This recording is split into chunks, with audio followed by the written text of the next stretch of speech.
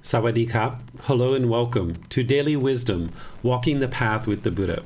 Today is our Pali Canon and English study group where we study the words of the Buddha. We're in Volume 3, chapters 61 through 70. We study 10 chapters each week.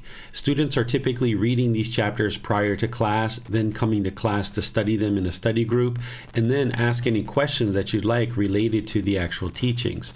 We will typically start this class with a brief meditation to prepare the mind for the class ahead, but considering the chapters that we're studying today, I'm going to leave that part off and just go right into actually studying the chapters so that we can read the chapter. I will share some teachings on that and then open up to any questions that you might have. You can ask questions by putting those into Facebook, YouTube, or Zoom. In the comment section, I'll be able to see those. Or if you're in Zoom, you can electronically raise your hand and ask any questions or follow-up questions directly. So I'm really pleased that you've decided to join, and we'll go ahead and start moving into the actual class and studying the individual chapters, starting with chapter 61. So I will go ahead and read the chapters unless there's somebody in Zoom who decides they would like to help out with reading. So chapter 61, this one is titled The Preservation of Truth. But Master Gotama, in what way is there the preservation of truth? How does one preserve truth? Why? We ask Master Gotama about the preservation of truth. If a person has confidence, student, he preserves truth when he says, "My confidence is thus," but he does not yet come to the definite conclusion. Only this is true. Anything else is wrong. If a person approves of something, student, he preserves truth when he says, "My approval of something is thus," but he does not yet come to the definite conclusion. Only this is true. Anything else is wrong. If he receives an oral tradition, student, he preserves truth when he says, "My receiving of the oral tradition is thus," but he does not yet come to the definite conclusion. Only this is true. Anything else is wrong. If he reaches a conclusion based on reasoned reflection, student, he preserves truth when he says, "My reaching of a conclusion based on reasoned reflection is thus," but he does not yet come to the definite conclusion. Only this is true. Anything else is wrong.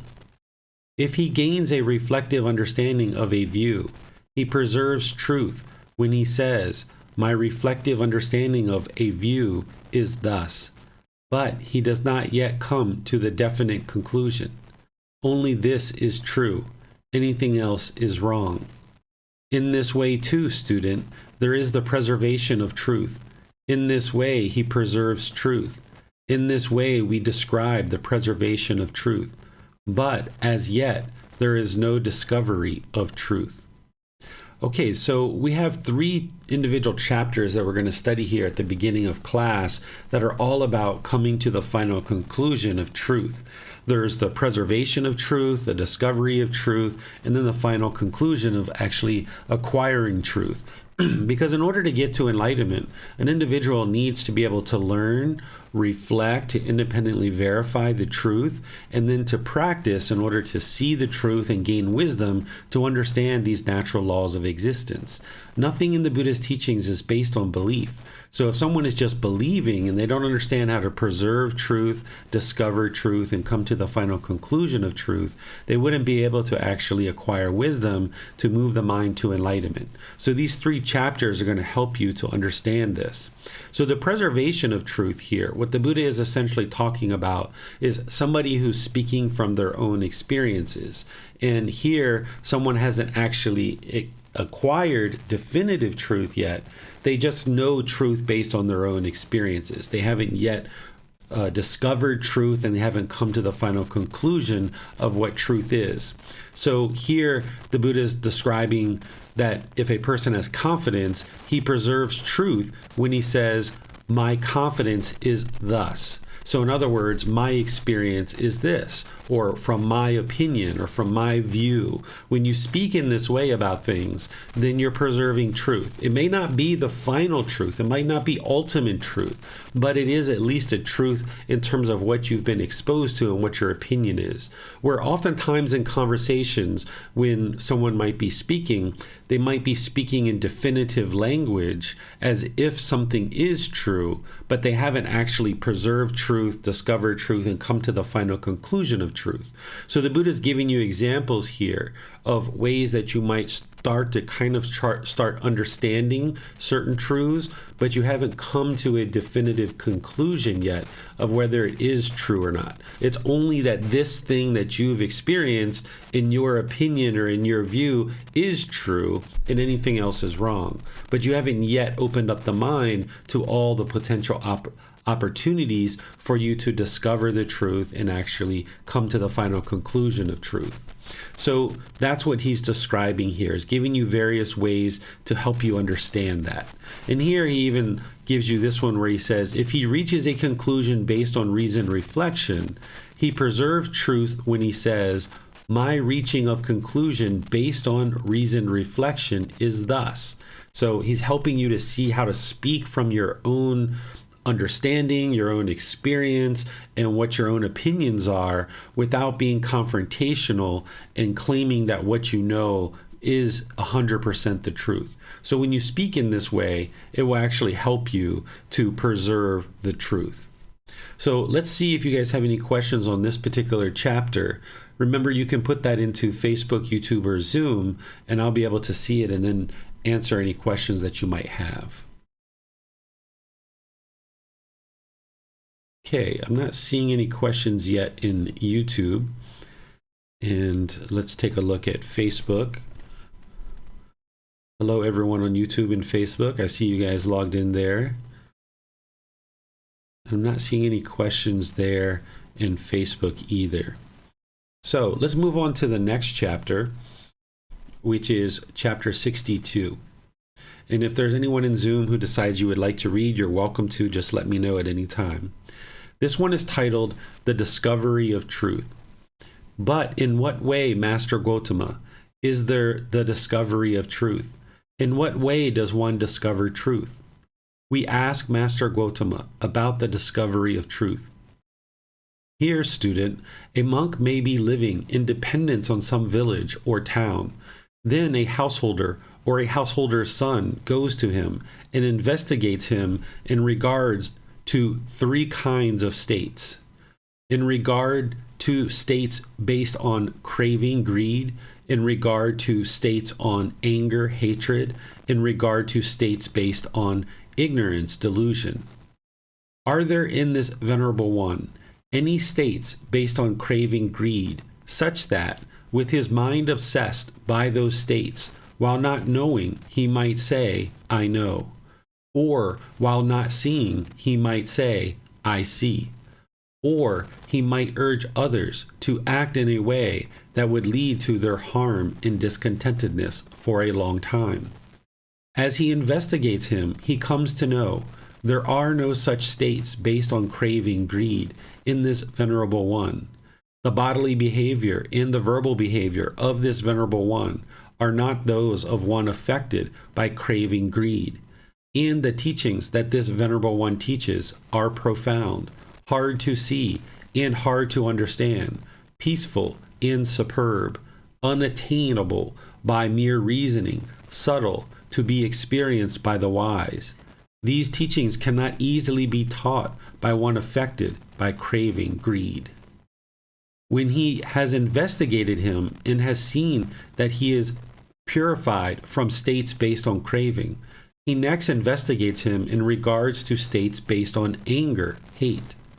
Are there in this Venerable One any states based on anger, hate, such that, with his mind obsessed by those states, while not knowing he might say, I know, or while not seeing he might say, I see, or he might urge others to act in a way that would lead to their harm and discontentedness for a long time? As he investigates him, he comes to know There are no such states based on anger, hate in this Venerable One. The bodily behavior and the verbal behavior of this Venerable One are not those of one affected by hate, anger. And the teachings that this Venerable One teaches are profound, hard to see and hard to understand, peaceful and superb, unattainable by mere reasoning, subtle, and to be experienced by the wise. These teachings cannot easily be taught by one affected by hate, anger. When he has investigated him and has seen that he is purified from states based on anger, hate, he next investigates him in regards to states based on ignorance, delusion. Are there in this Venerable One any states based on ignorance, delusion, such that, with his mind obsessed by those states, while not knowing he might say, I know, or while not seeing he might say, I see, or he might urge others to act in a way that would lead to their harm and discontentedness for a long time? As he investigates him, he comes to know there are no such states based on ignorance, delusion in this Venerable One. The bodily behavior and the verbal behavior of this Venerable One are not those of one affected by ignorance, delusion. And the teachings that this Venerable One teaches are profound, hard to see, and hard to understand, peaceful and superb, unattainable by mere reasoning, subtle, to be experienced by the wise. These teachings cannot easily be taught by one affected by ignorance, delusion. Okay, I'm going to pause here for a moment and explain what I've read so far, and then we'll go on from there. What the Buddha is describing here is he's describing, in order to discover the truth, you're going to need a teacher. You're going to need to go find somebody who understands the truth, and particularly somebody who's enlightened or very close to enlightenment, because it would be very challenging to learn and discover the truth about the path to enlightenment if someone wasn't actually enlightened. It would be like learning how to drive a car from somebody who's never driven a car before. But instead, you would like to learn how to drive a car from someone who has maybe 15 or 20 years of experience driving a car. Therefore, you'll be safe and you'll be able to learn the truth about how to drive a car.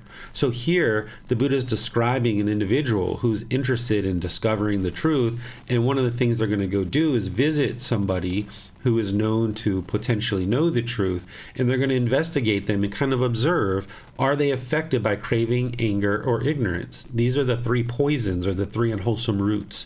Because the Buddha describes here at each one of these paragraphs that these teachings cannot easily be taught by one affected by craving, greed. Because if somebody hasn't done the work themselves to eliminate craving, anger, and ignorance, which if they eliminate craving, anger, and ignorance, the mind is enlightened. If they haven't done that work themselves, they wouldn't know how to teach other people how to do that work. They wouldn't have cultivated the wisdom that they need. And they would be so affected by their craving, anger, and ignorance, it would be very difficult to learn from that person, because they would have certain selfish desires. When those aren't getting fulfilled, their anger would arise. They would have a certain amount of ignorance or delusion or confusion, not knowing the actual teachings. So it would be utterly challenging to learn from that person. And as you see here, the Buddha says, while not knowing, the person says, I know. So in other words, they're lying and they're misleading you. Or while not seeing, they might say, I see. And they might urge others to act in a way that would lead to their harm and discontentedness for a long time. So this is what the Buddha is suggesting, is that you investigate an individual to see if they have craving, anger, and ignorance. You're not judging them. You're not looking down on them. You're not doing anything like that. But what you're doing is you're looking to make a wise decision. This is discernment. Because if you're going to invest time, effort, energy, and resources to learn the teachings of the Buddha, you would like to make sure you're doing so with somebody that you have confidence in, that is either enlightened or very close to enlightenment. Because otherwise, if you're learning what they're teaching is coming through those pollutions of mind, then you're going to be taking on the craving, anger, and ignorance. So you would like to learn with somebody who's cleaned out this dirty window, so to speak, who has eliminated as much of this pollution as possible to either be enlightened and having eliminated it 100%, or be very, very close to it, that you can now be able to get the pure teachings to be able to discover the truth. So once you've investigated this person, and you've discovered that you don't see any craving, anger, and ignorance, the Buddha is saying, when he has investigated him and has seen that he is purified from states based on ignorance and delusion, now the Buddha is explaining to you what to do. Once you find this teacher that you feel is either very close to enlightenment or enlightened because you don't see any craving, anger, and ignorance in the way that they conduct themselves, now the Buddha is saying, okay, this is what you do in order to discover the truth. One, then you place confidence in him. Filled with confidence, he visits him and pays respect to him, right? Because you're going to need to respect your teacher, because your teacher shouldn't be wanting anything or expecting anything from you. So by you showing respect to that person, then this teacher is going to know that, okay, this student has a certain level of respect. Let me take the time, effort, energy, and resources that it's going to take to teach this person, because it takes a lot of work to teach an individual how to get to enlightenment. And that teacher doesn't want anything from you. They're not expecting anything from you. So you should at least show respect to this person, that they're willing to help you without any kind of expectation or wants from you whatsoever. Now, having paid respect to him, and of course, this could be a her as well. The Buddha is talking to male ordained practitioners. So it's not just males that should be teachers, but we need female teachers in the world as well. So understand that you can insert other pronouns here as well. And I talk about this in the preface of this book. So having paid respect to him or her, he gives ear. When he gives ear, meaning you listen, right? You give ear, you're listening to the teachings. He hears the teachings, and then having heard the teachings, you memorize them. During the lifetime of the Buddha, you had to memorize his teachings, and you needed to remember them word for word, because they didn't have books that the teachings of the Buddha were written down in. So they remembered his teachings word for word, and they recited them every 2 weeks. That's how chanting came about. Nowadays, you don't necessarily have to remember the teachings word for word, but you do need to understand and retain and be able to recall the meaning of the teachings and the understanding of the teachings, because then you can actually apply them in your daily life. If you didn't memorize the teachings in terms of their understanding and how to apply them in the world, then you wouldn't have the wisdom that you need in order to apply them and actually experience the benefits. So you will need to memorize the understandings of the teachings and how to apply them in daily life. But in terms of the word for word, we have books and videos, podcasts, and things like that to capture them nowadays. But you'd still need to cultivate the meaning of these teachings and how to apply them in daily life. And examining the meaning of the teachings he has memorized when he examines their meaning. Right? So not only are you memorizing the teachings, but you're examining them, you're investigating them, trying to independently verify whether they're true or not. And that's where it leads to the next one. He gains a reflective understanding of those teachings when he has gained a reflective understanding of those teachings. So this is where you do the independent verification that these teachings are true. This is the reflection.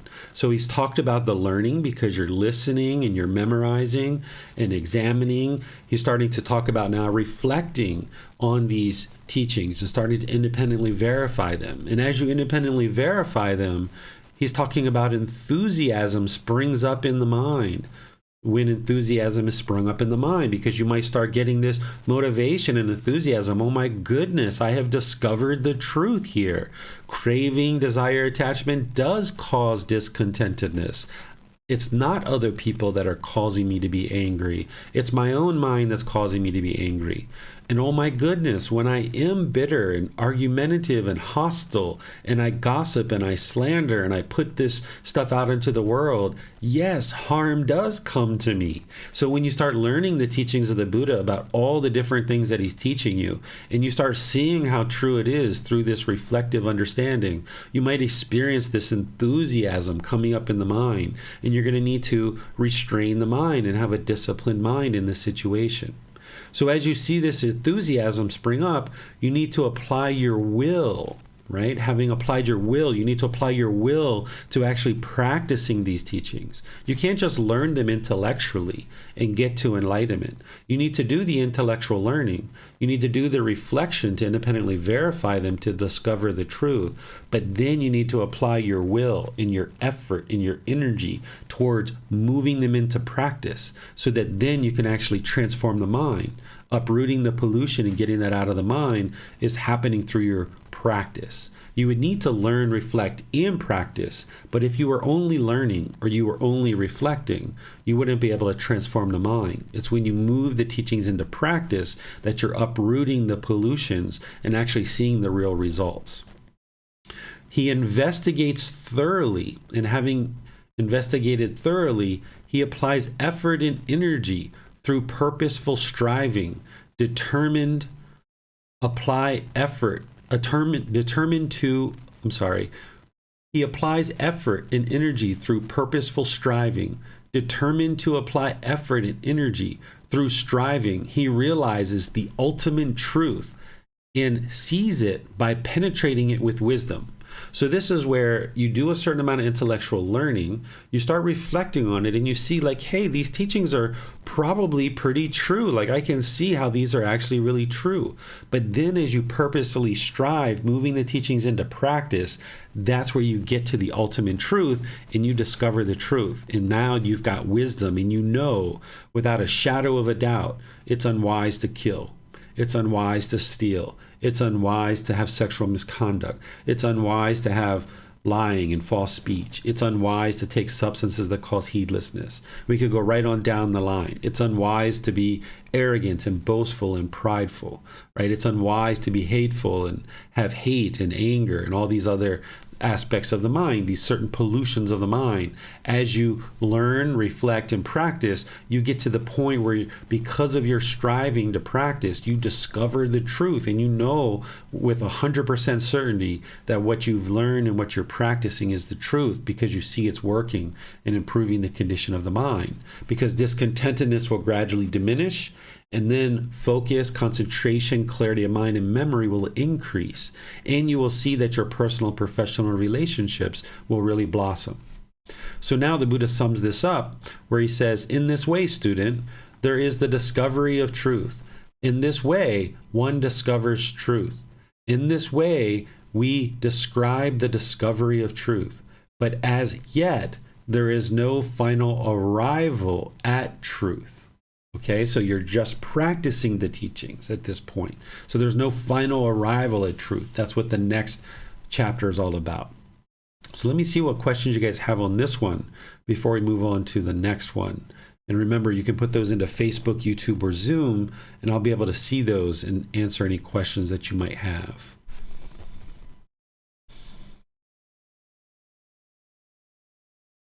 Okay.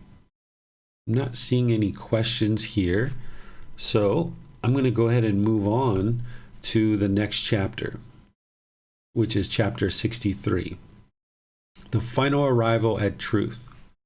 But in what way, Master Gotama, is there the final arrival at truth? In what way does one finally arrive at truth? We ask Master Gotama about the final arrival at truth.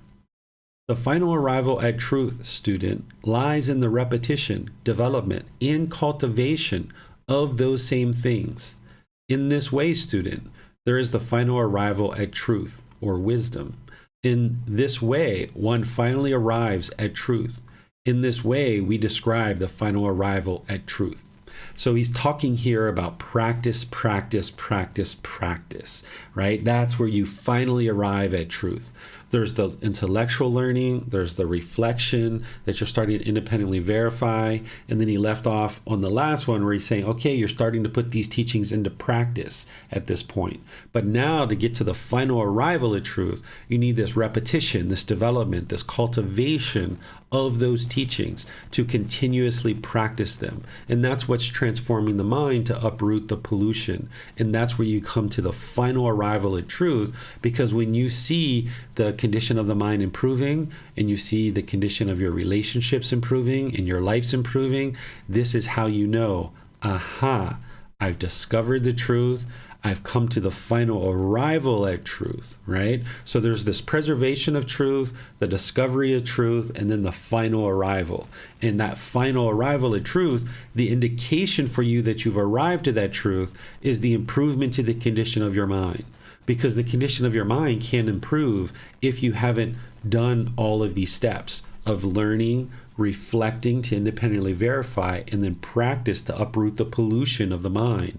As you uproot the pollution, that's where you have your confirmation that your mind has improved. This is how when somebody attains enlightenment, they know that they've attained enlightenment. They're not going to go out and tell everybody, because by that point they've eliminated any craving or conceit or anything like that. But an individual knows when they've attained enlightenment. This is why the Buddha knew that he had attained enlightenment, because his mind was peaceful, calm, serene, and content with joy, because he had this final arrival at truth. The Buddha sometimes calls this final knowledge. You will see him describe this in other parts of his teachings, where you arrive to final knowledge. In the Eightfold Path, this is the path to enlightenment. But by the time you get to enlightenment, you'll be practicing the Tenfold Path, which has 2 additional steps, which is called right wisdom and right liberation. These are 2 additional steps that you don't teach, you don't learn how to practice those, but through practicing the Eightfold Path, an individual is practicing right wisdom and right liberation. I describe this in volume 1, chapter 5, about the Tenfold Path. There, the primary part of the chapter focuses on the Eightfold Path, but the last section of that chapter, I describe right wisdom and right liberation to help you understand what those are, because you'll need to get to that final knowledge where you're practicing right wisdom, where you can describe the teachings with ease. Somebody who's attained enlightenment, they've deeply studied, they've deeply reflected, they've deeply practiced, they've come to the final arrival at truth, and they're now practicing right wisdom, where they can easily describe the teachings to anybody at any time, because their mind is just operating through those teachings all the time. It's almost like you've upgraded your operating system from an old operating system on a computer to a new operating system. The mind has now been upgraded to this new operating system and is practicing right wisdom, and one can describe the teachings with ease. And then what right liberation is, even though it's not talked about here, I'll just describe it for you for completeness. What this is the mind is actually liberated from discontentedness and no longer experiences any discontentedness. And there'll be 1 year, 2 years, 3 years, and you will not have experienced any anger or frustration, irritation, annoyance, guilt, shame, fear, boredom, loneliness, shyness, resentment, jealousy, even the slightest displeasure in the mind, the slightest little ickiness is eliminated from the mind. And it will have been multiple years that you will see that this has occurred and that you no longer experience this. And this will have been something that you've been working towards for multiple years, so you will know that you have arrived to enlightenment. It's not instantaneous, it's gradual. So you'll get sometimes a month or 3 or even 6 months where there won't be any discontentedness in the mind. And then, boom, you're going to get a little bit of discontentedness. And then you'll continue to work on that, right? So as you're leading up to enlightenment, you're going to still experience discontentedness, but you'll get these windows, these glimpses of what the enlightened mind is like. And then more and more, you will be experiencing the enlightened qualities as you expand your ability to now practice these teachings in all situations and in all relationships. So let me know what questions you guys have on this chapter. Again, you can put it into Facebook, YouTube, or Zoom, and I'll be able to see that and be able to answer any questions that you might have.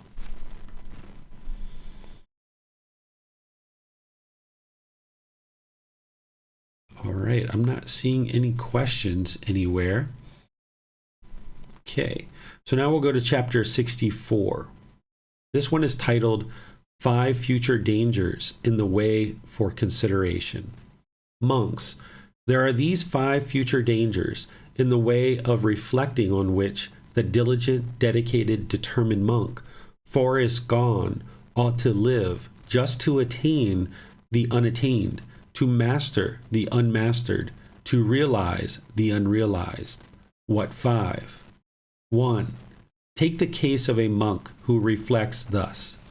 I am now young, a mere youth, black-haired and endowed with the beauty of youth, in the prime of life, but there will come a time when old age shall touch this body. And when grown old and overcome by age, it is not easy to attend to the Buddha's teachings. It is not easy to retreat to the forest wilderness. Before that comes to me, unwished for, undesirable, disagreeable condition comes upon me, let me in advance arouse energy for the attainment of the unattained, to master the unmastered, to realize the unrealized. Then, when I am in that condition, I will reside at ease, even though I am old. This is the first future danger to consider, which is enough for a monk to reside, diligent, dedicated, determined, for the attainment of the unattained. 2. Again he reflects, I have health and well-being, a good digestion, which is neither too cold nor too heated, but moderation and suitable for striving. But there will come a time when sickness shall touch this body, and sick and ill, it is not easy to attend to the Buddha's teachings. It is not easy to retreat to the forest wilderness. Before that comes to me, unwished for, undesirable, disagreeable condition comes upon me, let me in advance arouse energy for the attainment of the unattained, to master the unmastered, to realize the unrealized. Then, when I am in that condition, I will reside at ease, even though I am sick. This is the second future danger to consider, which is enough for a monk to reside diligent, dedicated, determined, for the attainment of the unattained. 3. Again he reflects, food is now plentiful. There has been a good harvest, and food is easy to get, and it is easy to keep oneself going by gathering. But there will come a time when there is famine, bad harvest, and difficulty in getting food, when it will be hard to keep oneself going by gathering. And in a time of famine, people will move to where there is plentiful food, and there one will dwell in living conditions that are congested and crowded. It is not easy to attend to the Buddha's teachings. It is not easy to retreat to the forest wilderness. Before that comes to me, unwished for, undesirable, disagreeable condition comes upon me, let me in advance arouse energy for the attainment of the unattained, to master the unmastered, to realize the unrealized. Then, when I am in that condition, I will reside at ease, even though food is not plentiful. This is the third future danger to consider, which is enough for a monk to reside diligent, dedicated, determined, for the attainment of the unattained. 4. Again he reflects, now men reside in friendly fellowship together, blending like milk and water, without disputes, but viewing each other with eyes of affection. But there will come a time of fear of robbers, and the people of the countryside will mount their vehicles and flee. Fear-stricken, men will move away to where there is safety, and there one will dwell in living conditions that are congested and crowded. It is not easy to attend to the Buddha's teachings. It is not easy to retreat to the forest wilderness.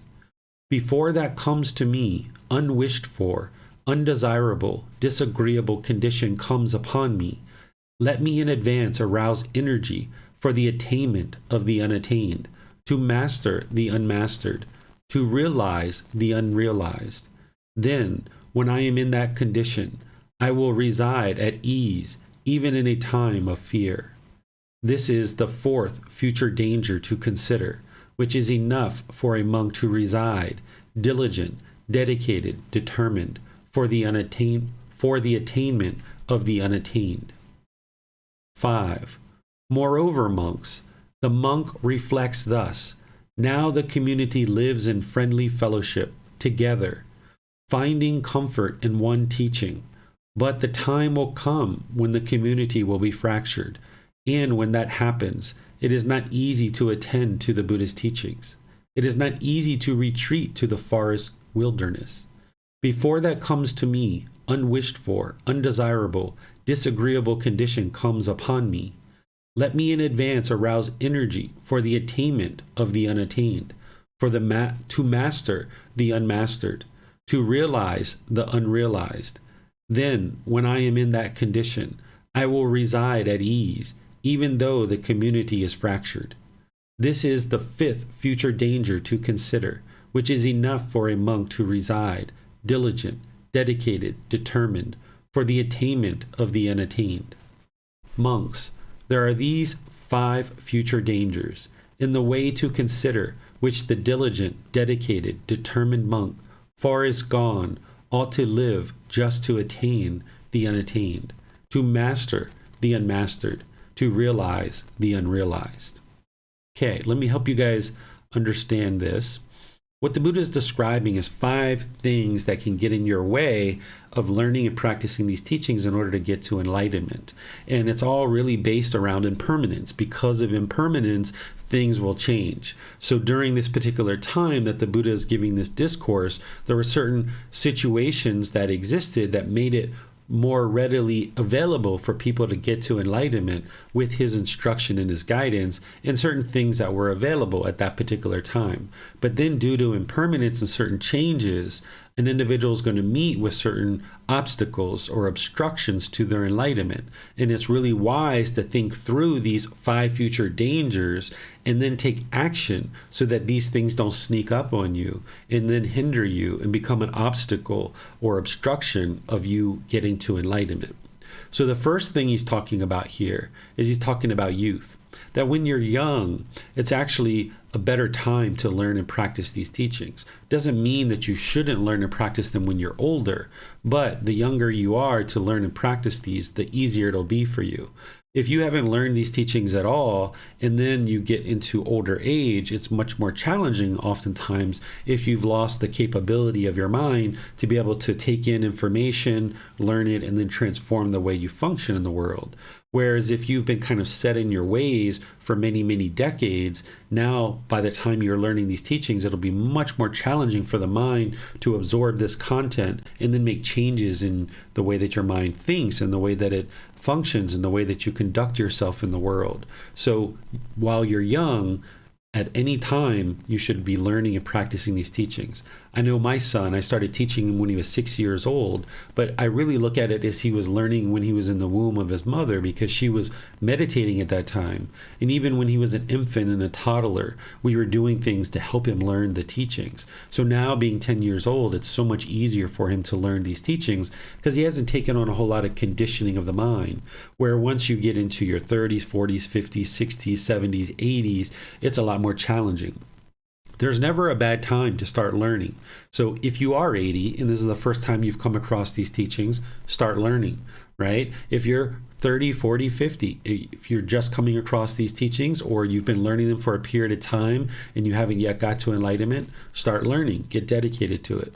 But if you are also a parent and you have children that are young and you can influence their ability to learn these at a young age, it will be very wise for you to introduce these teachings to them when they're at a young age, because it'll be much easier for them to learn and practice. And even you, if you're in your teens or your 20s right now and you're hearing this, this is an ideal time for you to learn these teachings. Whether your parents are actually learning these teachings or not, it doesn't matter. You can actually learn them and develop your practice, and then you'll find that the rest of your life you'll have such peacefulness. And that's what the Buddha is talking about with each one of these, that if you overcome these hurdles, that then the rest of your life will be that much more enjoyable and fulfilling.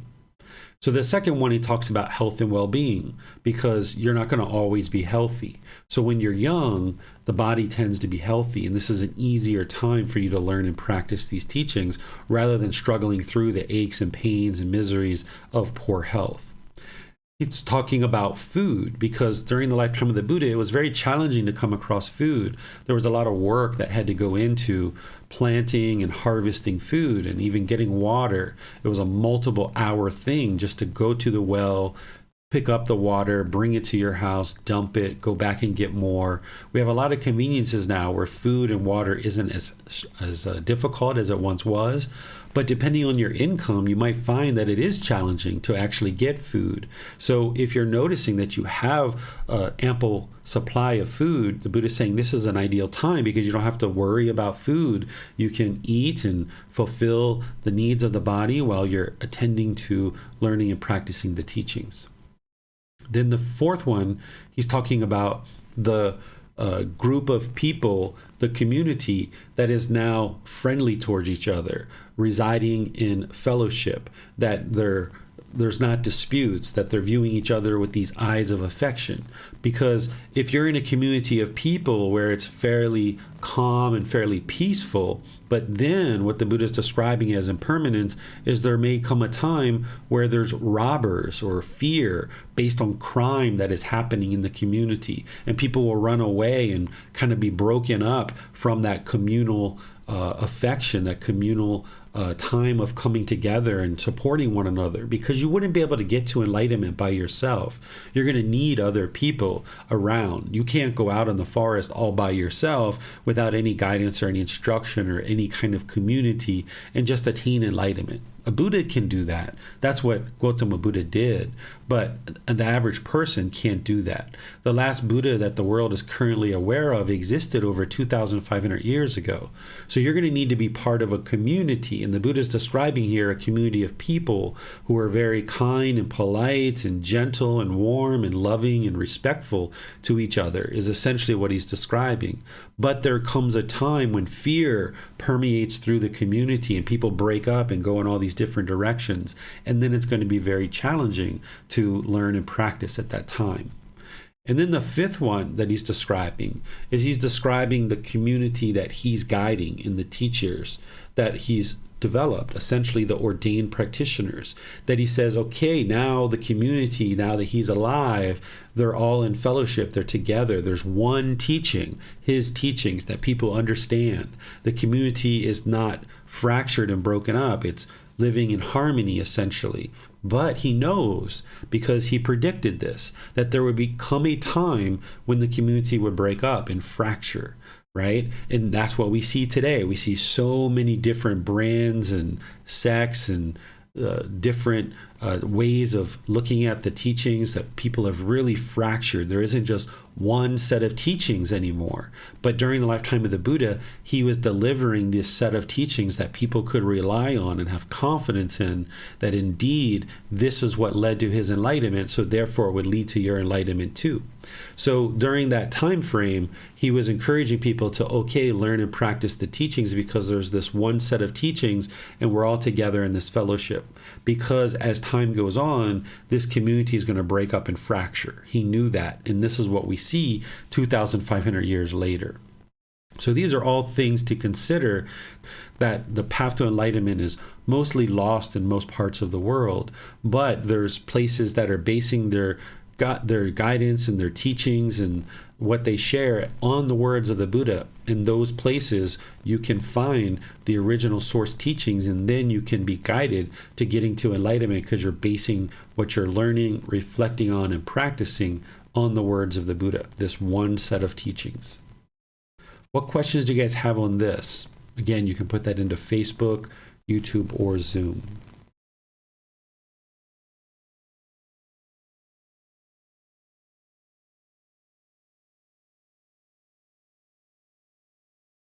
Okay, I'm not seeing any questions anywhere.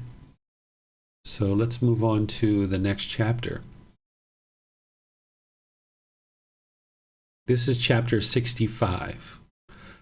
It's titled, When the Mind Becomes Sluggish.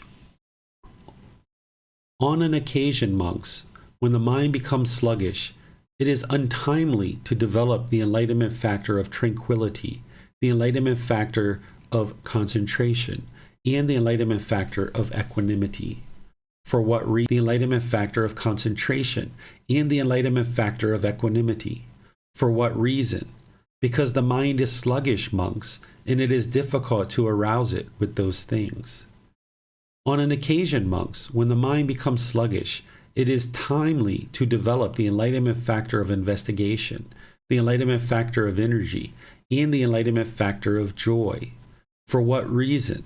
Because the mind is sluggish, monks, and it is easy to arouse it with those things. Suppose, monks, a man wants to make a small fire flare up. If he throws dry grass, dry cow dung, and dry timber onto it, blows it, and does not scatter soil over it, would he be able to make the small fire flare up? Yes, venerable sir. So too, monks, on an occasion when the mind becomes sluggish, it is timely to develop the enlightenment factor of investigation, the enlightenment factor of energy, and the enlightenment factor of joy. For what reason? Because the mind is sluggish, monks, and it is easy to arouse it with those things. Okay, so let me help you understand what the Buddha is describing here. The Buddha has various teachings, and all of these teachings are designed to help you bring the mind to the middle, to fine-tune it, to optimize it, to help you develop that focus, concentration, clarity of mind, and deep memory, and eliminate discontentedness. That's the whole goal of his teachings, is to help you eliminate discontentedness. But you're going to find that sometimes the mind is sluggish, and you're also going to find sometimes it's excited, which is the next chapter. But in this sluggish condition, you would like to arise the mind, bring it into this middle. So you need to arise certain qualities in the mind to bring it to the middle out of this sluggish, dull, lethargic, and complacent condition. And he's describing it as a fire, as if you want to arise this fire and bring it up. Well, if you're trying to get this fire to flare up, you're not going to throw wet grass, wet cow dung, and wet timber, spraying it with water and scattering it with soil. That's going to put the fire out. So here, this first part of what he's describing, which is the enlightenment factors of tranquility, concentration, and equanimity, those are what calms the mind down. That's what brings it out of the excited state down to the middle, where it can now be in the middle and practice the middle way, is the tranquility, concentration, equanimity. Well, if your mind is already sluggish, it's dull, it's lethargic, it's complacent, the last thing you're interested in doing is bringing in the tranquility, concentration, equanimity, because the mind is already kind of on the lower end of the spectrum. You're trying to lift it up and arise it, like you're trying to ignite this fire. So what the Buddha is describing here is the way that you would do that is you would practice the enlightenment factors of investigation, enlightenment factors of energy, and joy. This is what arises the mind out of that sluggish condition and brings it to the middle. This is like putting dry grass, dry cow dung, dry timber, that you blow on it, that you don't scatter soil over it. This is what makes the small fire flare up. So if you have just a little bit of fire, your mind's pretty sluggish, then with you practicing the enlightenment factor, investigation, energy, and joy, this is going to spring the mind and bring it to the middle. What investigation is to investigate his teachings. That's what you're doing right now. So if your mind tends to be in a sluggish or dull or lethargic state, the last thing the mind typically is interested in doing is picking up a book about the teachings of the Buddha, or watching a video, or listening to a podcast, or talking with your teacher, coming to class. Usually the mind's dull and lethargic. It just wants to sit around and be complacent. But you're trying to do just the opposite. You're trying to lift the mind up and arise this energy. So the enlightenment factor of investigation is what's going to help you to do that. And you need to apply the enlightenment factor of energy, which is a willingness to do something. This is the motivation, the enthusiasm, the initiative, that you're showing initiative to do something. And then this is where the enlightenment factor of joy arises. Because when your mind's sluggish, dull, lethargic, and complacent, the mind's not very joyful. It's just so sluggish, and it's like, oh my goodness, do I really have to go to work today? Or do I really need to go cook? Or do I really need to go wash those dishes? Oh, I just don't feel like it. So the Buddha is teaching you to arise this investigation, energy, and joy, because the mind can then be more joyful when it's in the middle rather than being in the sluggish condition. And the thing that's helping you to do all of this is mindfulness. That's one of the enlightenment factors. It's also in the Eightfold Path as part of right mindfulness. So if you have mindfulness or awareness of mind, you will be able to see and observe that the mind is sluggish, and then you'll know the solution, practicing the enlightenment factor of investigation, energy, and joy. And that's what I help you see here in the part where I'm describing when you see the complacency, then you know what the remedy is, which is investigation, energy, and joy. And then we're going to see the opposite of that in the next chapter. But it's the mindfulness that is allowing you to accomplish all this. Without the awareness of mind, which you're cultivating and breathing mindfulness meditation, and you're practicing it in daily life, you wouldn't be able to see that the mind's complacent, dull, lethargic, or lacking motivation. You wouldn't be able to observe that. You would be unaware of that condition. But if you have the mindfulness that you've cultivated in meditation and you observe that complacency, then you know the remedy. And I explain these enlightenment factors in volume 1, chapter 3, so you can see them in detail of describing which each one of these are and how to use them in a summary form. Questions on this particular chapter from anyone in Facebook, YouTube, or Zoom, you can put that in the comment section, or in Zoom you can raise your hand and let me know, or also put that in your comment section as well.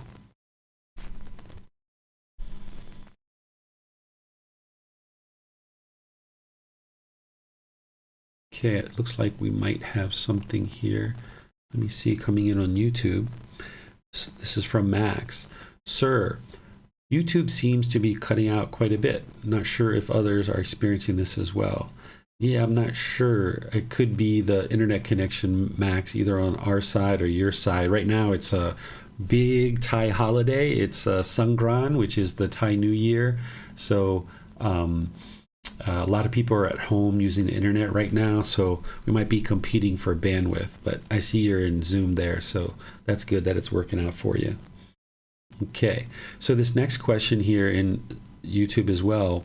What are the reasons for the dullness of the mind? This is because of craving, anger, and ignorance. As long as you're carrying around those pollutions of mind, and more specifically those 10 fetters, you're going to experience this dull, lethargic condition sometimes. Because the mind with craving, desire, attachment, it's longing, it's yearning, it's chasing after the objects of its affection. It's carrying around this burden to chase and chase and chase and chase and chase.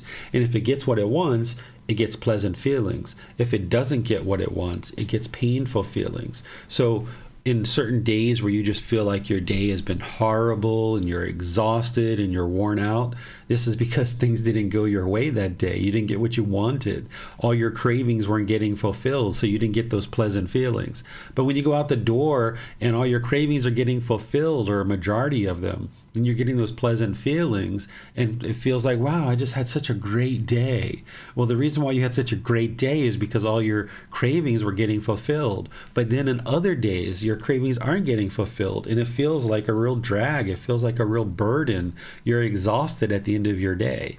So if you train your mind to get rid of this pollution of craving, desire, attachment, which comes along with anger, hatred, ill will, and the ignorance and unknowing of true reality, every day can be a good day, because you're not basing your inner feelings on some condition. As long as you're basing your inner feelings on some condition because of craving, desire, attachment, you're going to have good days and you're going to have bad days. You're going to have bad moods, you're going to have good moods.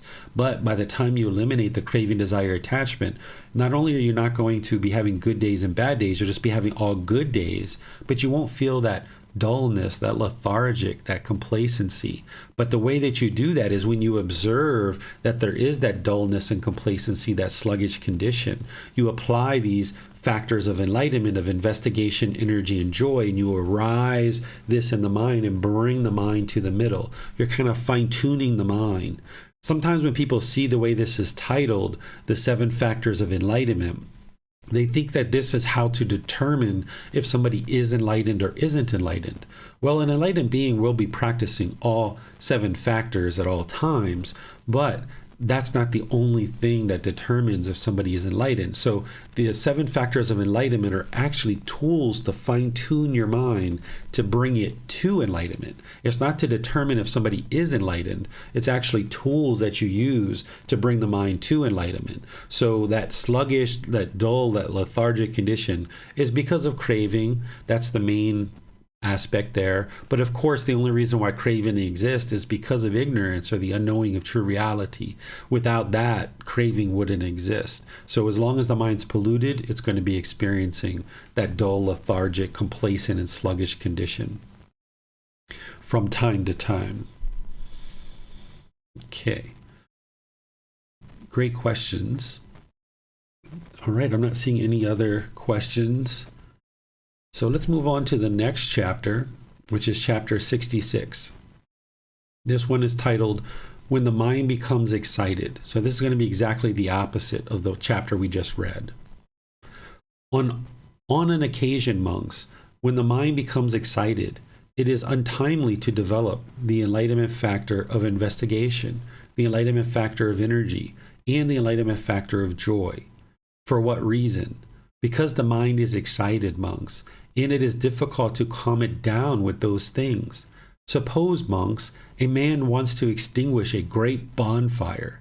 If he throws dry grass, dry cow dung, and dry timber onto it, blows on it, and does not scatter soil over it, would he be able to extinguish that great bonfire?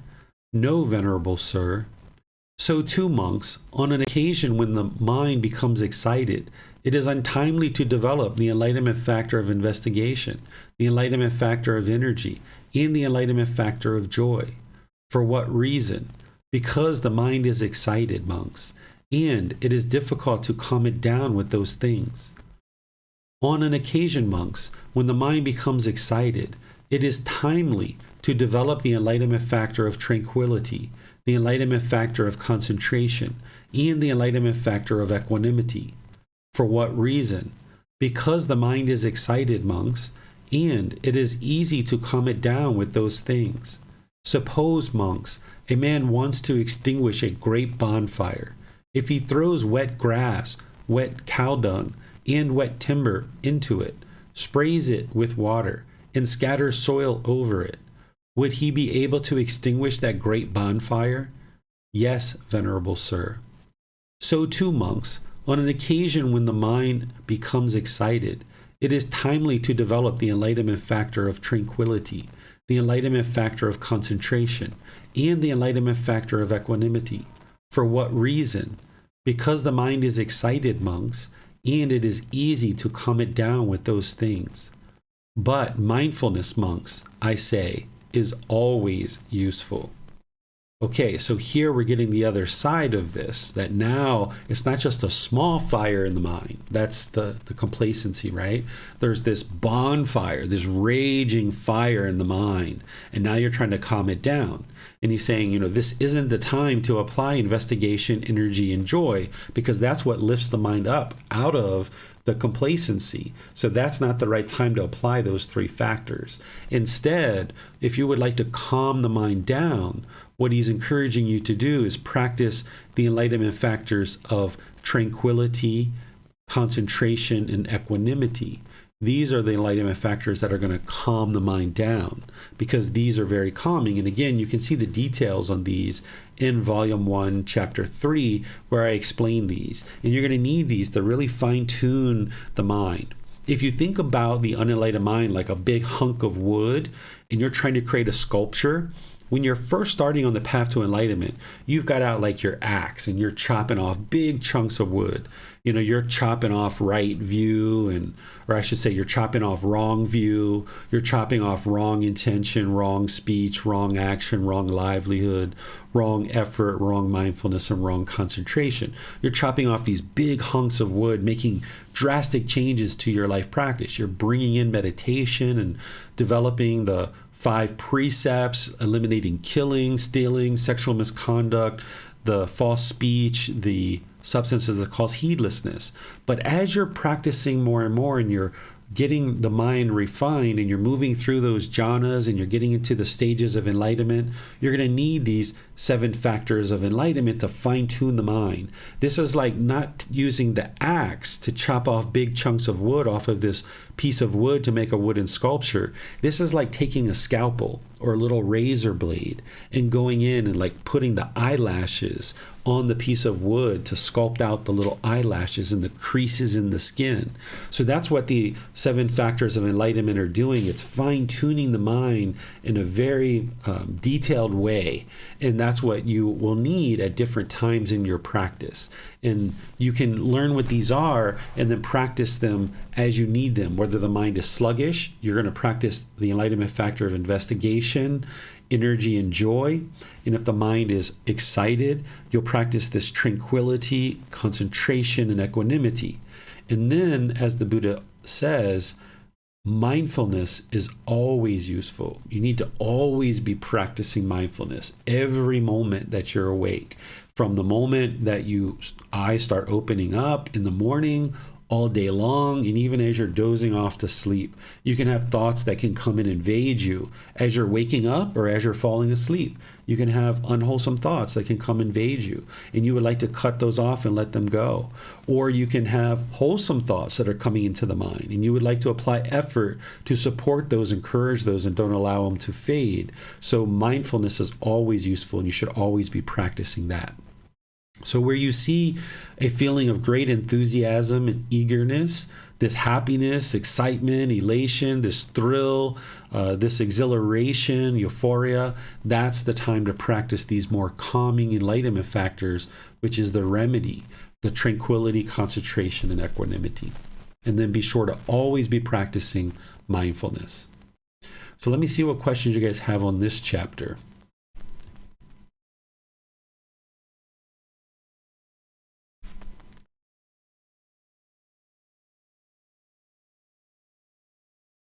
Okay, I'm not seeing any questions here. So we can move on to the next chapter. I'm going to take a little bit of water.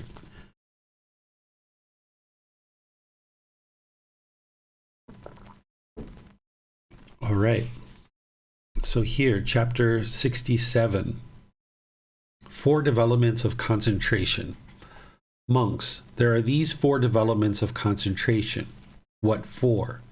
1. There is a development of concentration that leads to residing peacefully in this very life. 2. There is a development of concentration that leads to obtaining wisdom and vision. 3. There is development of concentration that leads to mindfulness and clear comprehension. 4. There is a development of concentration that leads to the destruction of the taints. Those taints are those fetters or pollutions in the mind. Now the Buddha is going to give us details on each one. 1.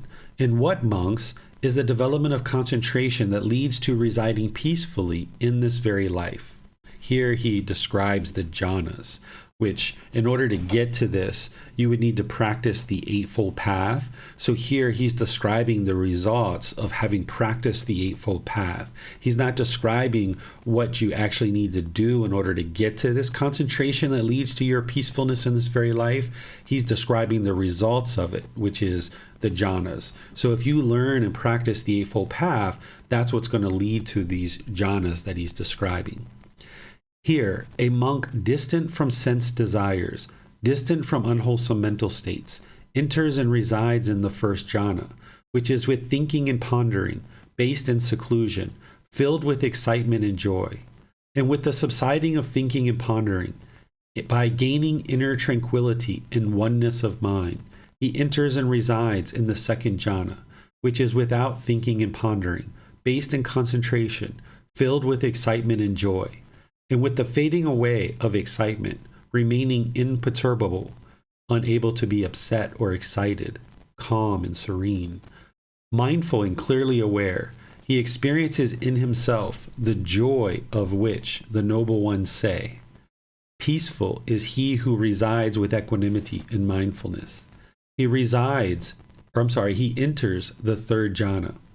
And having given up pleasure and pain, and with the fading away of former gladness and sadness, he enters and resides in the fourth jhana, which is beyond pleasure and pain, and purified by equanimity and mindfulness. This is called the development of concentration that leads to residing peacefully in this very life. 2. And what is the development of concentration that leads to obtaining wisdom and vision? Here, a monk attends to the perception of light. He focuses on the perception of day. Thus, as by day, so at night. As at night, so by day. Thus, with a mind that is open and uncovered, he develops a mind permeating, filled with brightness. This is the development of concentration that leads to obtaining wisdom and vision. Okay, let me explain this for you. I'm going to do each one as we go. Obtaining wisdom and vision, what this is going back to that learning, reflecting, and practicing. This is how you gain wisdom, what the Buddha was talking about, preserving truth, discovering truth, and getting to final truth or final wisdom.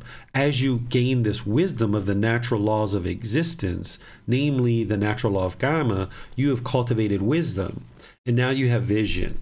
You can see very clearly what's going on in the world, in your relationships, as people ask you for advice. You can just see very clearly what needs to happen in order to solve this particular challenge or this particular struggle or difficulty that someone's dealing with, because you've already worked through all of that. So the concentration that you need to develop in order to obtain wisdom and this ability to see things clearly is what the Buddha is describing here. And what he's talking about is understanding this perception of light, this perception of day. And as by day, so at night, as at night, so by day. Thus a mind that is open and uncovered, he develops a mind permeating, filled with brightness. So this is where, like, if you're kind of disgruntled and, in a bad mood and you're just not feeling well, it's kind of like, you're kind of dragging, right? What you would like to do is use those factors of enlightenment to lift the mind up out of that. You would like to bring in the investigation, the energy, and the joy, because your mind isn't filled with brightness at this point. So if you're going around and you're saying good morning, good evening, hi, how are you? You're filling the mind with brightness. You can do this little by little as you go around in your day, whether it's at a cashier, at a convenience store, whether it's a gas station attendant, whether it's a person who delivers food at your house. You can maintain this brightness. You can uplift the mind and fill and permeate the mind with this brightness where you're saying, hello, how are you? Oh, thank you so much for bringing my pizza. I really appreciate that. How much is it? Oh, okay, great. Here you go. Is it possible for me to give you a tip? Oh, sure. Okay, great. Here's a tip. Thank you so much. If you choose to tip, right? Or if you're at the gas station attendant. Hello, how are you? Oh, yes. Can you please fill up the tank with, diesel gas or whatever it is? And then when they're done, you might say, thank you. I appreciate your kind service. And then you move on, right? If you've got energy and you've got joy, you can have the mind permeating and filled with this brightness. And it doesn't mean you're in this excited state, but you're not in this dull and lethargic state either. Your mind is in the middle where there's this uplifting of the mind, and it just does it with ease. As you first start this, it's going to be a challenge to potentially uplift the mind and get it to that point. But if you're feeling dull and lethargic, you're not interested in the mind and continuing to dwell there. As long as you continue to leave the mind in that disgruntled, dull, lethargic, sluggish condition, then the mind's continuing to kind of build that wiring where it's going to stay in that complacency. It's going to get deeply rooted in that complacency. So where you see that occurring, you would like to cut that off and lift the mind up. If you have well-developed mindfulness, as soon as you see the mind going into that dull, lethargic condition, you can uplift the mind. Don't allow it to stay there, because the longer it stays there, the harder it is to get it out of that. So here, that's what the Buddha is describing, is maintaining that brightness, because that brightness is going to allow the mind to take in wisdom and now be able to have vision of these natural laws of existence. If your mind is in this dull, lethargic state, it's going to be very challenging for you to cultivate wisdom and have this vision. So there, by bringing the mind into this brightness, you can maintain your concentration that leads to obtaining wisdom and vision. 3. And what is the development of concentration that leads to mindfulness and clear comprehension? So mindfulness is this awareness of mind, and clear comprehension is being able to have concentration and clarity and being able to understand things as they are. So here's what the Buddha says. Here, a monk knows feelings as they arise, as they remain present, as they disappear. He knows perceptions as they arise, as they remain present, as they disappear. He knows thoughts as they arise, as they remain present, as they disappear. This is the development of concentration that leads to mindfulness and clear comprehension. So these are part of what the Buddha describes in the 5 aggregates and things that you need to be mindfully aware of and you need to have clear comprehension of. Because as your feelings are arising, you need to be aware of that. And if they're continuing to persist in the mind, remaining present, you need to be aware of that. And when they disappear, you need to be aware of that. Because if you can have this awareness of the feelings, now your mindfulness and your clear comprehension is starting to be developed because you've got this concentration, this ability to see very clearly that the feelings have arisen, they're remaining present, and now they disappeared. And then the same thing with your perceptions. What a perception is your views and opinions about the world and your certain beliefs about people and situations and circumstances. There's going to be certain perceptions that the mind is clinging to in the unenlightened state. You might be clinging to things that are actually untruths. And you need to get to the point where you can see those perceptions arise, those perceptions remaining present, and they disappear. Because you would like to eliminate any kind of beliefs, views, or opinions that are falsely informed, that are misperceptions. You'll have certain truths by the time you get to enlightenment, that you'll know the truth. You won't be clinging to a perception, that you'll be able to see a perception arise, remain present, and then disappear.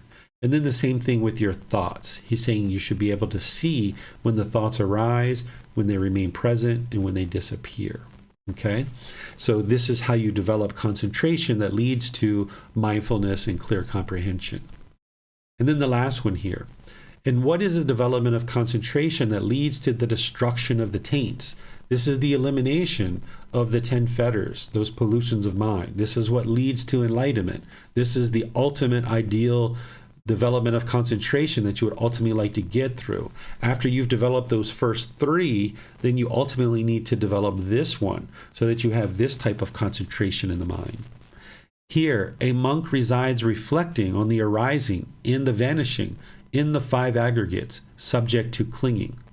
Such is form, such is origin, such its passing away, such is feeling, such its origin, such its passing away, such is perception, such its origin, such its passing away. Such are volitional formations, which are choices and decisions, such its origin, such its passing away. Such is consciousness, such its origin, such its passing away. This is the development of concentration that leads to the destruction of the taints. These are the 4 developments of concentration. So here the Buddha is describing the 5 aggregates, or at least your awareness of them, that you need to have concentration and be able to see these very clearly. He describes them in other teachings, and you need to become aware of those 5 aggregates. In volume 2 is where I first introduced the 5 aggregates and help you to see what those are. So we've already studied that in this program. If you haven't studied that yet, you can go back to volume 2 and learn the 5 aggregates, because there's this physical form, which you have this physical form. There are certain feelings that come into the mind. Then there's these certain perceptions, which is how the mind perceives the world and thinks about the world, certain beliefs and opinions. Then there's these volitional formations, which are choices and decisions that you make, either wise or unwise. And those choices and decisions are leading to some result, either wholesome karma, if it's wise decisions, or unwholesome karma, if they're unwise decisions. And then there's the consciousness, which is the mind itself.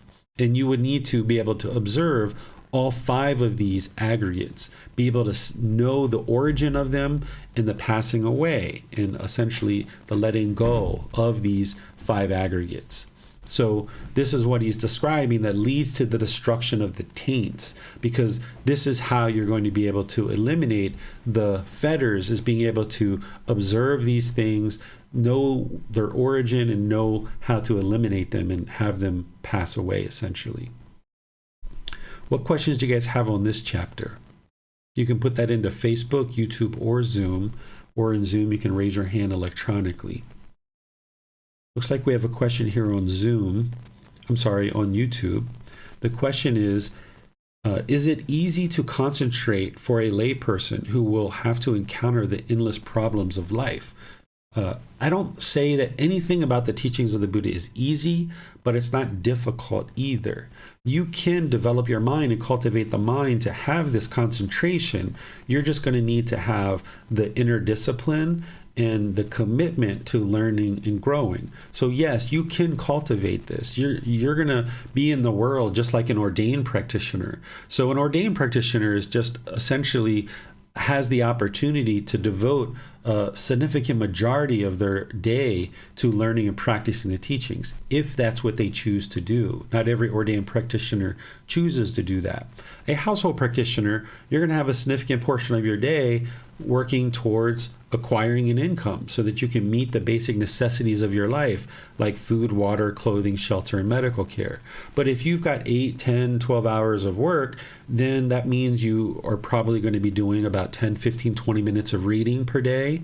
And you're going to probably be doing 2 or 3 meditations a day and coming to class like this potentially on the weekends, right? So you're going to need to build in that inner discipline. So where you might want to go surf social media, or you might want to go out and run around and do this, that, or the other thing, or the mind wants to, endlessly watch a bunch of TV programs or something like this, you'll need to have that dedication to let those things go and more focus on developing your practice through learning, reflecting, and practicing.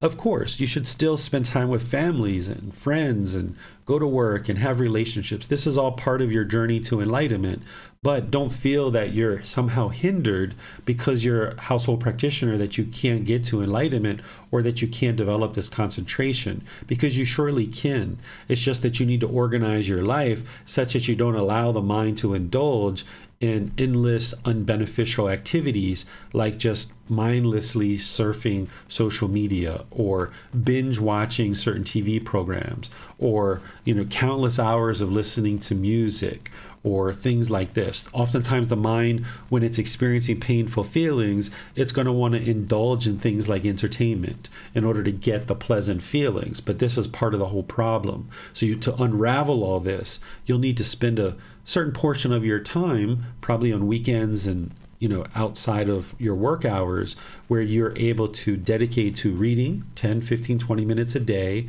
and you're able to come to 1 or 2 classes per week, and then you're also doing your meditations. And then all that learning that you're doing, you're implementing it into your life when you go to work, or when you spend time with your parents or your children or your life partner.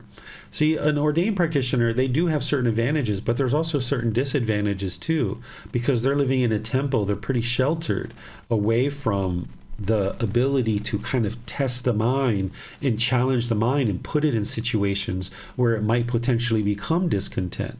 So you have that ability to actively interrogate the mind, investigate the mind, challenge the mind, and test it. So I would use that to your advantage. If you decide to be ordained at some point, okay, wonderful, but you can still get to concentration and clarity and enlightenment as a household practitioner. Thank you for your question.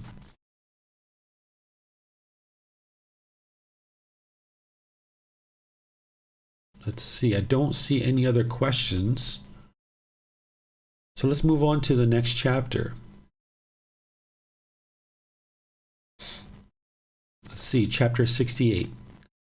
Develop concentration. First discourse. Monks, develop concentration. A monk who is concentrated understands things as they really are. And what does he understand as it really is? He understands as it really is. This is discontentedness. He understands as it really is. This is the cause of discontentedness. He understands as it really is. This is the elimination of discontentedness. He understands as it really is. This is the way leading to the elimination of discontentedness. Monks, develop concentration. A monk who is concentrated understands things as they really are. Therefore, monks, an effort should be made to understand. This is discontentedness. An effort should be made to understand. This is the cause of discontentedness. An effort should be made to understand. This is the elimination of discontentedness. An effort should be made to understand. This is the way leading to the elimination of discontentedness. Okay, so in terms of developing concentration, and if that's what you're interested in doing, going back to that last question that we had, this is the first step. What the Buddha is talking about here is the Four Noble Truths, developing right view.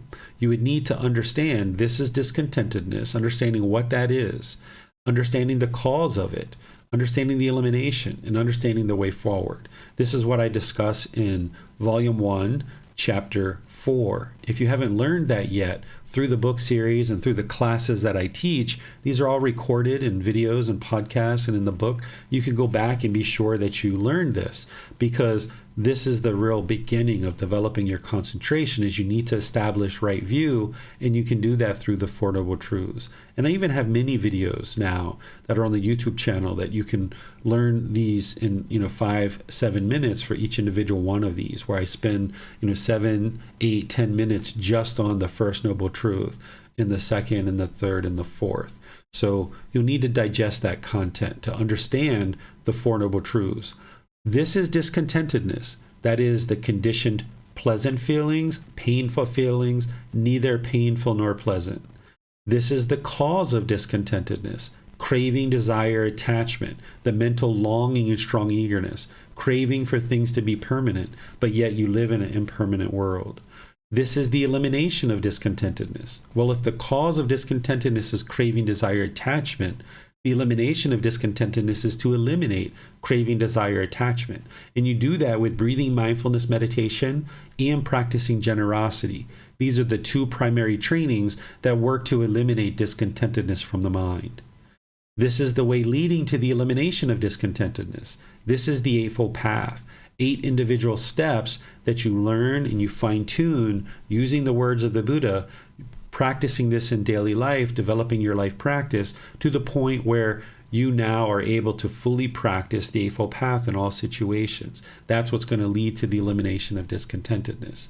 But you can get a thorough description and understanding of this by going to Volume 1, Chapter 4, and then digesting the online content, either videos or podcasts, around that particular chapter, Chapter 4. Any questions on this one?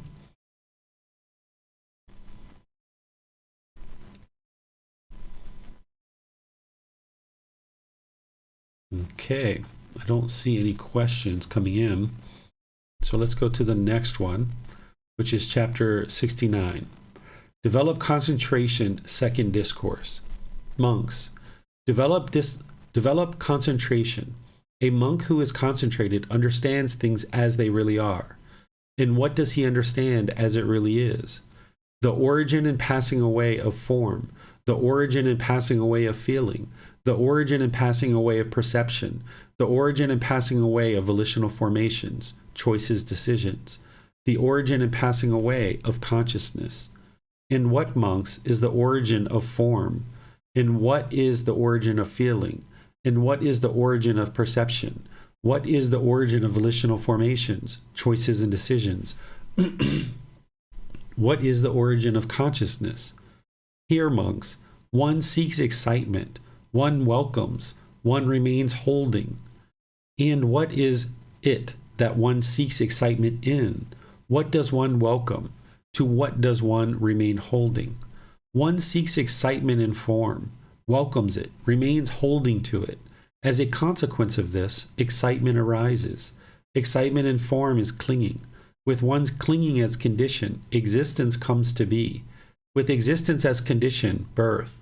With birth as condition, aging and death, sorrow, grief, pain, displeasure, and despair come to be. Such is the origin of this whole mass of discontentedness. One seeks excitement in feeling, welcomes it, and remains holding to it. As a consequence of this, excitement arises. Excitement and feeling is clinging. With one's clinging as condition, existence comes to be. With existence as condition, birth. With birth as condition, aging and death, sorrow, grief, pain, displeasure, and despair come to be. Such is the origin of this whole mass of discontentedness. One seeks excitement in perception, welcomes it, and remains holding to it. As a consequence of this, excitement arises. Excitement in perception is clinging. With one's clinging as condition, existence comes to be. With existence as condition, birth. With birth as condition, aging and death, sorrow, grief, pain, displeasure, and despair come to be. Such is the origin of this whole mass of discontentedness. One seeks excitement in volitional formations, choices, decisions, welcomes it, and remains holding to it. As a consequence of this, excitement arises. Excitement in volitional formations is clinging. With one's clinging as condition, existence comes to be. With existence as condition, birth. With birth as condition, aging and death, sorrow, grief, pain, displeasure, and despair come to be, which is the origin of this whole mass of discontentedness. One seeks excitement in consciousness, welcomes it, and remains holding to it. As a consequence of this, excitement arises. Excitement in consciousness is clinging. With one's clinging as condition, existence comes to be. With existence as condition, birth. With birth as condition, aging and death, sorrow, grief, pain, displeasure, and despair come to be. Such is the origin of this whole mass of discontentedness. This, monks, is the origin of form. This is the origin of feeling. This is the origin of perception. This is the origin of volitional formations. This is the origin of consciousness. And what, monks, is the passing away of form? What is the passing away of feeling? What is the passing away of perception? What is the passing away of volitional formations, choices, decisions? What is the passing away of consciousness? Here, monks, one does not seek excitement. One does not welcome. One does not remain holding. And what is it that one does not seek excitement in? What doesn't one welcome? To what doesn't one remain holding? One does not seek excitement in form, does not welcome it, does not remain holding to it. As a consequence of this, excitement in form is eliminated. With the elimination of excitement comes elimination of clinging. With elimination of clinging, elimination of existence. With the elimination of existence comes the elimination of birth. With the elimination of birth comes the elimination of aging and death, sorrow, grief, pain, displeasure, and despair. Such is the elimination of the whole mass of discontentedness. So here the Buddha goes through feelings, he goes through perception, he goes through volitional formations, consciousness, and now he comes to the conclusion where he says, with the elimination of excitement comes the elimination of clinging. With the elimination of clinging, elimination of existence. With the elimination of existence comes the elimination of birth. With the elimination of birth comes elimination of aging and death, sorrow, grief, pain, displeasure, and despair. Such is the elimination of this whole mass of discontentedness. This, monks, is the passing away of form. This is the passing away of feeling. This is the passing away of perception. This is the passing away of volitional formations, choices, decisions. This is the passing away of consciousness. Okay, so he's honing in on the five aggregates here. In understanding what the five aggregates are, which you're going to need to understand those. Again, those are described in Volume 2. I'm pretty sure it's Chapter 7. You can see them there, that I describe what each one of those are. And that chapter is the way that the Buddha describes the Four Noble Truths. You can see what each one of these five aggregates are. Form, feeling, perception, volitional formations, and consciousness. And I described them just briefly earlier in this class. And then you can understand the origin of this. This is where the mind is seeking excitement, welcoming, and holding on. So the mind is clinging to this physical form. The mind is clinging to the feelings, clinging to the perceptions, clinging to the volitional formations or choices and decisions, clinging to the consciousness or the mind. The mind is welcoming it, holding on to it, gaining this excitement or these pleasant feelings that, yes, I'm in existence. Oh, I'm born. I can indulge in all these sensual pleasures. Oh, this is so wonderful. Let me just indulge and cling to all of this stuff, right? And that's what leads to existence. That's what leads to birth. That's what leads to aging and death, sorrow, grief, pain, displeasure, and despair, and your whole massive amount of discontentedness, because the mind's clinging to these 5 aggregates. Okay? Then the Buddha is talking about the passing away. Well, how do you get rid of this, right? How do you let go of this clinging, where you don't seek excitement in the form, feelings, perceptions, volitional formations, or consciousness. So you need to train the mind to let this go and realize that, okay, I can make wise choices about the health of this physical body. I can brush my teeth, I can take showers, I can eat good food, maybe even do some exercise and other things like that, but I don't need to cling to this stuff. I can just make wise decisions to take care of this physical form. There are feelings that are going to come into the mind, but not clinging to those. Understand, like the Buddha was describing before about having mindfulness, like, oh, there's a feeling. Ah, now it's still there. Ah, now it's passing away. So having observance or mindfulness, awareness of the arising of feelings, the existence of them, and the fading away of them. And the same thing with perceptions and volitional formations. Not allowing the mind to cling to these things, the feelings, perceptions, or choices and decisions. Be willing to let these things go. And as well as the consciousness. Again, doing things that are helpful for the consciousness or the mind, like investigating the teachings, like meditating, by going for a nice walk with your friends or family, or going to do something enjoyable with your friends or family. You can do these kind of things, but don't cling to it, longing and yearning for it, because that's where the discontentedness is going to arise.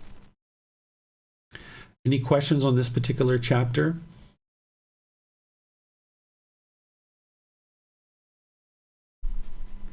Let's see, we have a question on YouTube. How to know that the mind is well concentrated? So you'll be able to see the focus and concentration. You won't have rambling speech. You won't have daydreams. You won't have where you're talking to a person and your mind is thinking about something else. If you have concentration, you'll be able to just talk very clear, very concise. You won't have a muddled mind. And when you're listening or talking to somebody, your mind won't be running away from you. It won't be thinking about something else. And you won't be having daydreams either, like where you're just sitting somewhere like, oh, I wish I could do this, or I wish I could do that. I don't like where I'm at, essentially, is what the mind's doing. It wants to be somewhere else. So when the mind's indulgent in daydreams, then it's not having clear comprehension and concentration. So you should notice this focus and concentration where you're able to be very clear and concise with your words. You don't have a muddled mind. You can be very focused on conversations, and your mind's not wandering off to la la land, so to speak. But where you see that occurring, because you will see that as you're training your mind to get to enlightenment, you will see that your mind is daydreaming. You will see that it is hard for you to put words together. You will see that when you are listening or having conversations, your mind will daydream. That's where you're practicing breathing mindfulness meditation to be able to cut off and let go. So that when you're in conversation and you see the mind, going away from you, you can cut that off and bring it back to the conversation. And when you do this more and more, eventually the mind won't go away. Or when you see the mind daydreaming, you cut that off and let it go and come to the present moment and do something and train the mind to be satisfied and content in the present moment. Or if you see that you're having rambling speech, so to speak, and what you would like to do is gather your thoughts before you speak and then speak and deliver those thoughts, right? You would like to have conscious thoughts and deliver that through your speech. And as you get trained to do this more and more, your mind will just always do it. that meditation is so important. Without breathing mindfulness meditation, you wouldn't be able to do that, because there's going to be craving in the mind. Your mind's not going to be exercised in the meditation to be able to focus and have concentration in daily life. So the combination of breathing mindfulness meditation and generosity is training the mind to get rid of craving, desire, attachment, so it's not longing and yearning. And then in the moment, you're practicing mindfulness or awareness of mind, and you're applying right effort, so that where you observe with mindfulness that your mind isn't focused and concentrated, then you cut it off and bring the mind back. And then you'll get in this groove of more and more your mind is just able to practice that clear comprehension and that concentration, because you're just always doing it that way.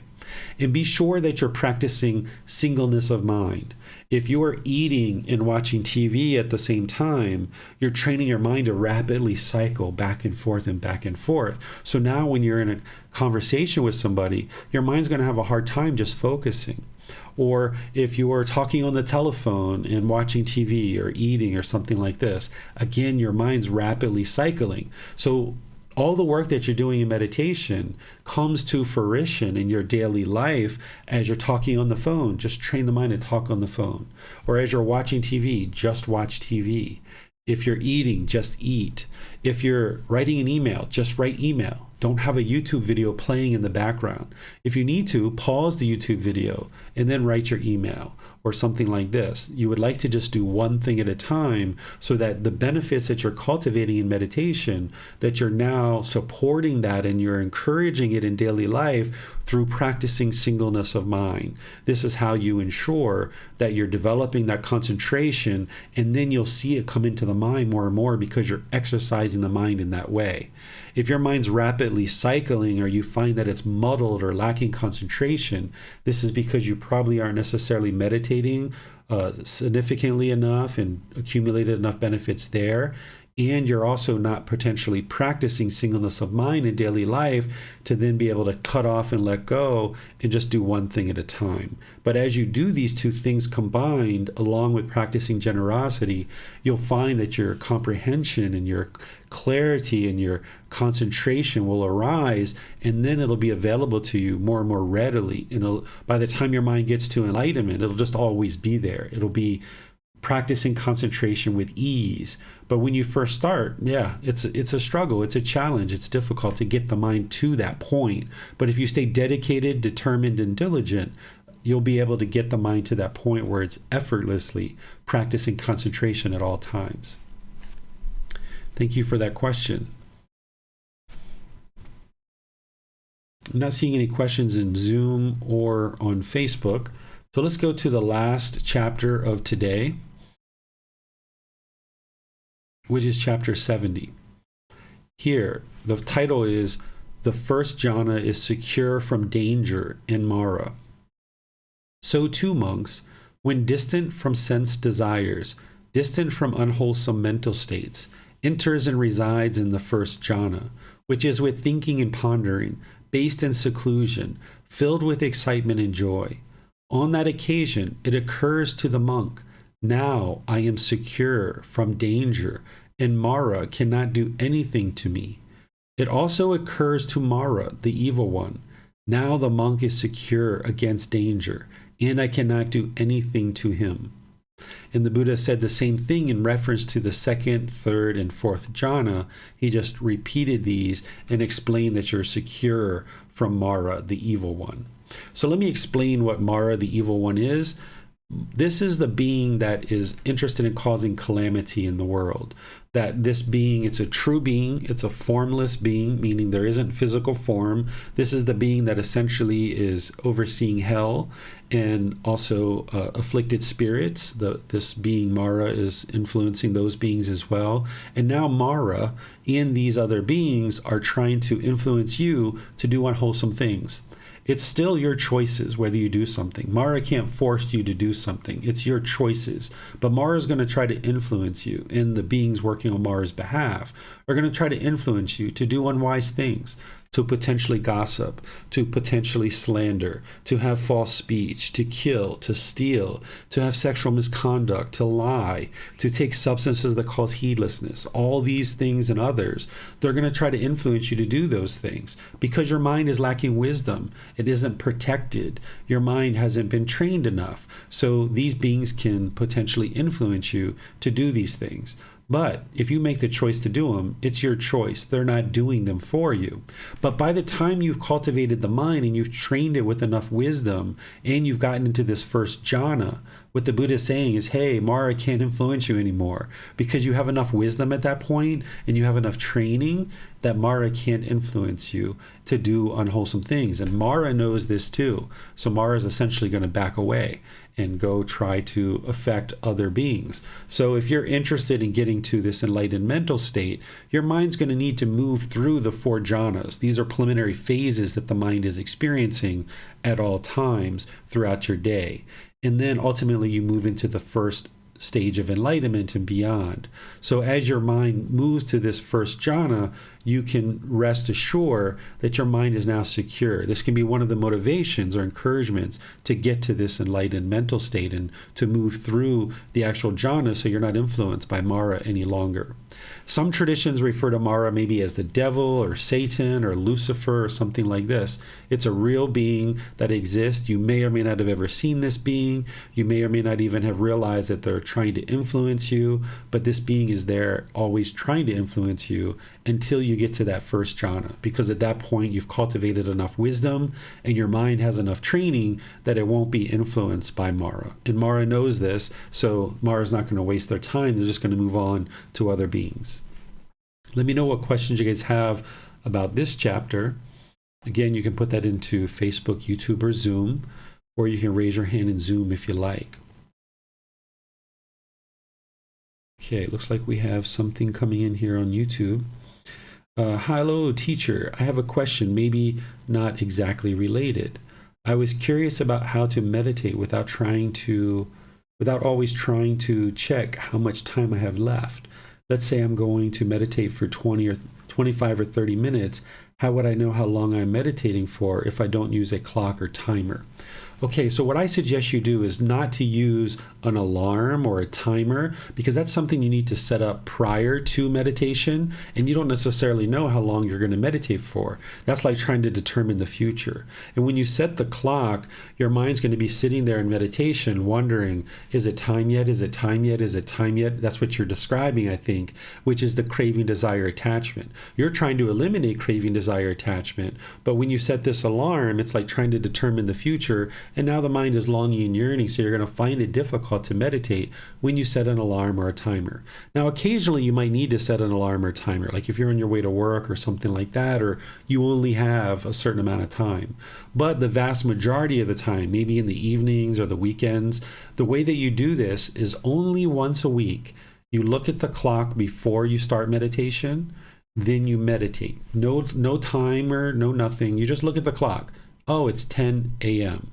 Okay, you start meditating. And then when you're done, when you feel like you're done, you just stop and you look and you're like, oh, it's 10:45. I've been meditating for 45 minutes. Excellent. I'm up to that 25 or 30 minute threshold. I'm into 45 minutes or I'm short of it.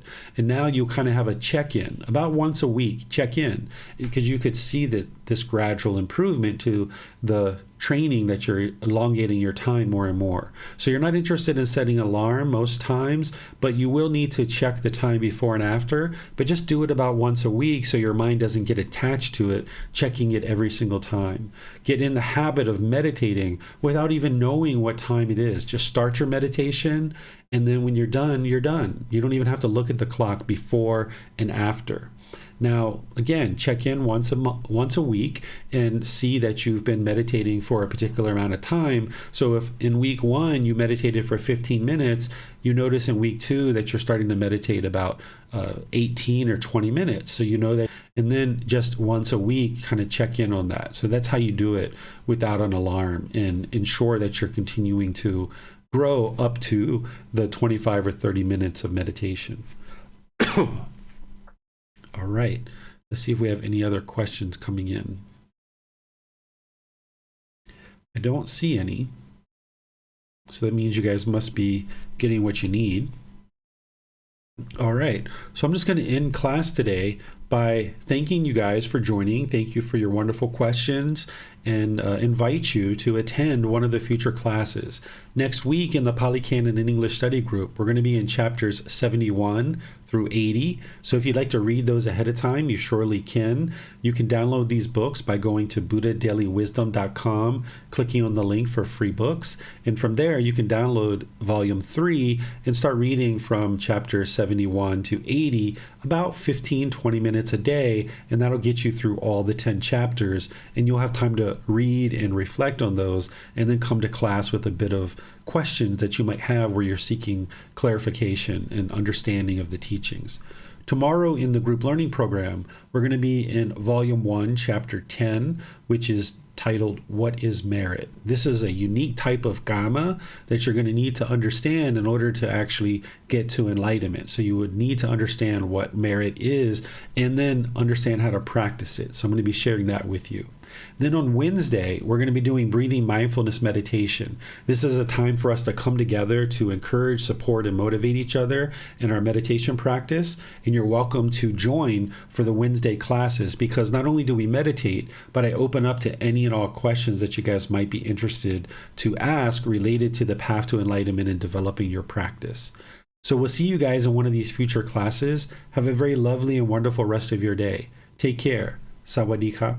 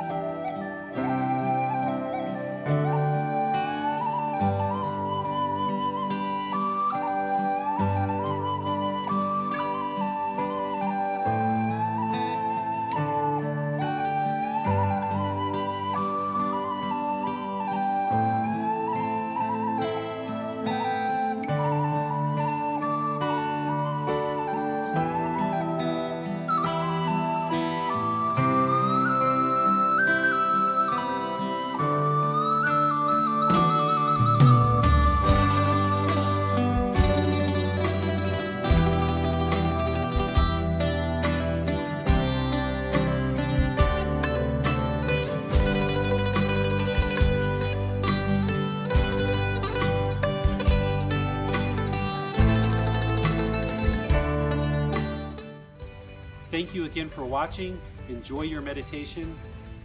Look forward to seeing you online and answering any questions that you might have. Thank you so much.